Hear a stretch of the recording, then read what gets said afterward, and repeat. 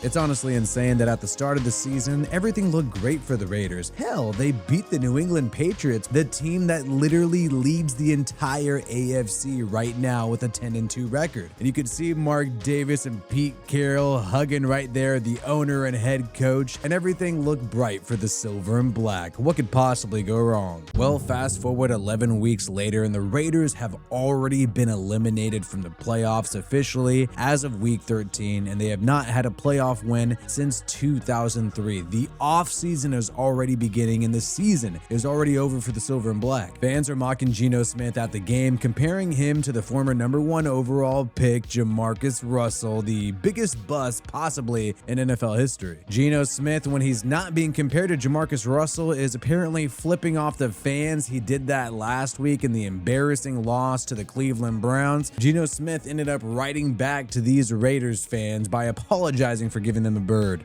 Sincerely apologetic and very sorry for doing that. Prior to this Raiders matchup against the Chargers, we thought, hey, maybe it will be different this week on offense. The Raiders fired Chip Kelly and then promoted Greg Olsen, who is actually now the Raiders offensive coordinator for the third time in 10 years. Maybe third time's a charm. And what really sucks is that the Raiders defense gave this team a chance. They had an amazing interception against Justin Herbert in the red zone, and also were able to come up with a turnover on downs deep into Raiders territory. They were able to give the Raiders offense multiple chances in the first half, and they could not capitalize on it at all. And in the second half of the game, Max Crosby started heating up, getting multiple sacks, giving the Raiders more possessions. I've teamed up with DraftKings Sportsbook to bring a great offer for you, especially now that teams are entering the playoff hunt. Now is the time to get in on the action. New customers, bet $5 and get $200 in bonus bets if your bet wins. So new customers, you could turn $5 into $200 if your bet wins, paid in bonus bets. The crown is yours. Stay in on the action with DraftKings Sportsbook with same game parlays for a shot at an even bigger payout. Plus, if you like the thrill of live betting, DraftKings has you covered with live bets on star player props and in-progress games right as they happen. If sports betting is not available in your state, you can still join in on all the fun with DraftKings Daily Fantasy Sports and have a shot to win cash prizes. So sign up for DraftKings Sportsbook right now. Use my promo code WiFi. The link is in the pinned comment and description below. Sundays are for football live bets. DraftKings is the best place to do it. Get in on the action right now using my promo code WiFi. What are you waiting for?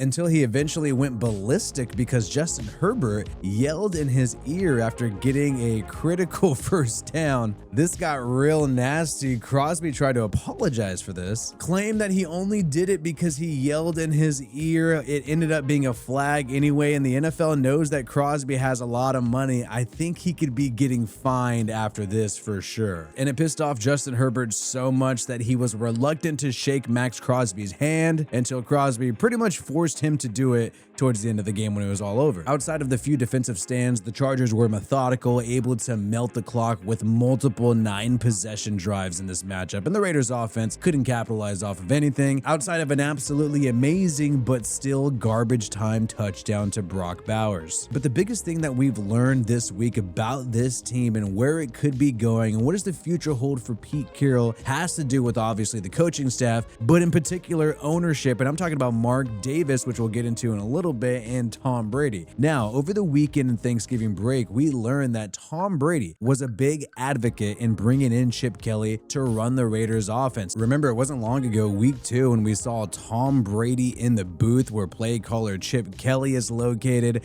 helping run that offense, and there was reports here that Brady is involved in the Raiders game planning, and it wouldn't be surprising for a former quarterback to be heavily involved in the offense. We also saw Mark Davis play up Tom Brady's leadership role, suggesting that he'd be heavily involved in all the major decisions, something outside of the head coach and general manager. And also the New York Times, Diana Rossini, when Brady was officially announced as a minority owner, said that Brady is running the show in Las Vegas, and he was being praised for getting some rock star hires like Pete Carroll, like Chip Kelly. Now that everything has gone to shit, we have to wonder whose fault is it, Tom Brady, Mark Davis, or Pete Carroll? And you saw some conflicting media reports from Chip Kelly's camp and Pete Carroll over the weekend, with what I believe to be reports from inside the Raiders organization and head coach Pete Carroll suggesting that Chip Kelly was incompetent in calling plays for his own offense. There were times I was told where Chip Kelly was repeatedly botching the play calls. So this was essentially a smear campaign to make Chip Kelly culpable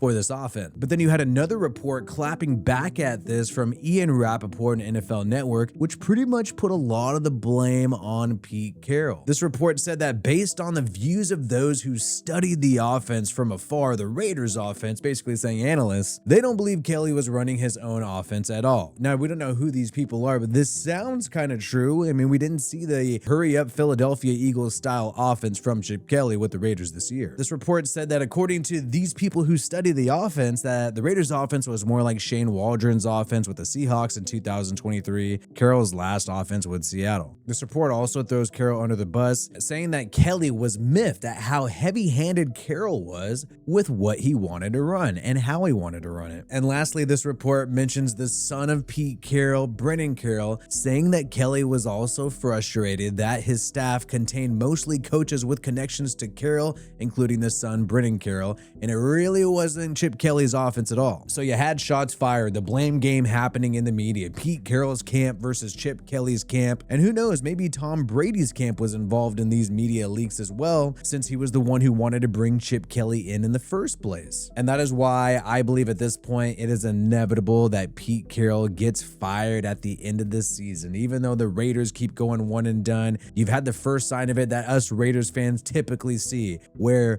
Pete Carroll came late to the podium to the press conference because apparently, and many people believe this, he was having a conversation with Mark Davis, and that's why Geno Smith came to the presser first. And of course, you had the former Raiders head coach Antonio Pierce, who I don't think would be doing much better even if he was given another shot. Well, he fired some of his own shots at Raiders owner Mark Davis after this loss against the Chargers. I need decades to fix this bad boy coming up, man. Decades? One and done, one and done, one and done. Is it another coach gone? There's gonna be something I'll talk about a little later where everybody's pointing the fingers. At some point there, the thumb points back. Ooh. Everybody's going to be pointing the finger, but you got to point back. And hey, you know, I don't blame Antonio Pierce for being defensive here. Obviously, he feels like he got the short end of the stick. But what I find interesting is that usually people don't fire shots at Mark Davis. He's the type of owner who seems like he stays out of the decision-making process and lets the coaches and the GMs just do their jobs. He's not like Jerry Jones, where he's going to make some signings and trades without talking to his head coach or the general manager. That's not what Mark Davis does. So when Antonio Pierce talks about the finger pointing back at you, is he really talking about Mark Davis? I would find that kind of hard to believe. There were rumors out there, and obviously there's no way to prove this,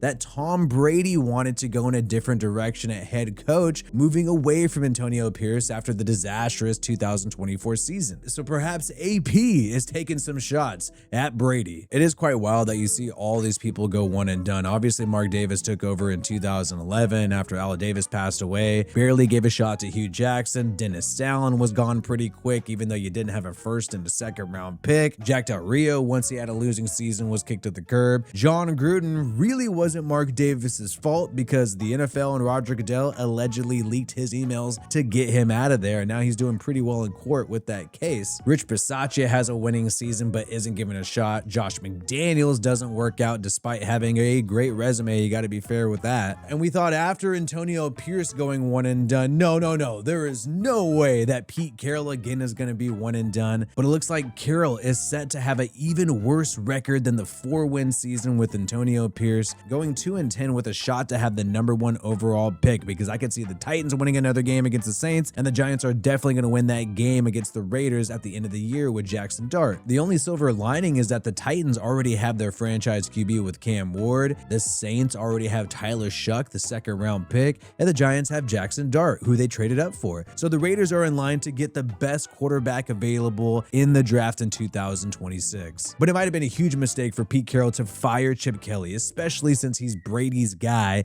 and not even give him a full season, because the offense is not going to get better. The schedule looks insanely harder than even the first half of the season. The Raiders still got to play the Eagles and the Texans. I mean, outside of the rest of the AFC West, there's almost no way they win one of these next 5 games at all whatsoever.